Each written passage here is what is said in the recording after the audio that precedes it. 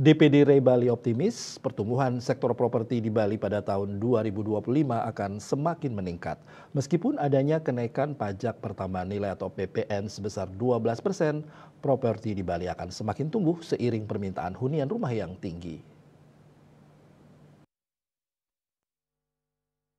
Pertumbuhan sektor properti di Bali pasca COVID-19 terus mengalami peningkatan. Terlebih dalam menyongsong tahun 2025, Ketua DPD Ray Bali, Ana Agung Rahmadi Setiawan meyakini pertumbuhan properti di Bali akan semakin bagus. Hal ini dibuktikan dari peningkatan penjualan rumah, khususnya rumah komersil dan villa. Di sisi lain, khusus rumah subsidi mengalami sedikit penurunan akibat penundaan penambahan kuota dari pemerintah.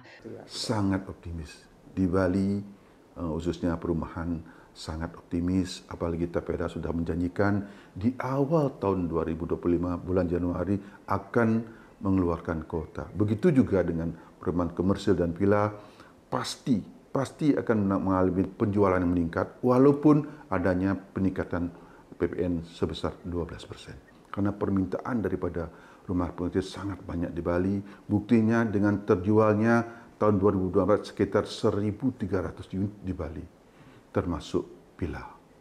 Pihaknya menambahkan kenaikan PPN 12% akan berpengaruh terhadap sektor properti terutama bagi perumahan dengan harga yang tinggi. Namun pihaknya meyakini penjualan rumah di Bali akan tetap bagus karena Bali sebagai destinasi wisata dunia masih menjadi magnet tersendiri untuk memiliki hunian rumah di Bali.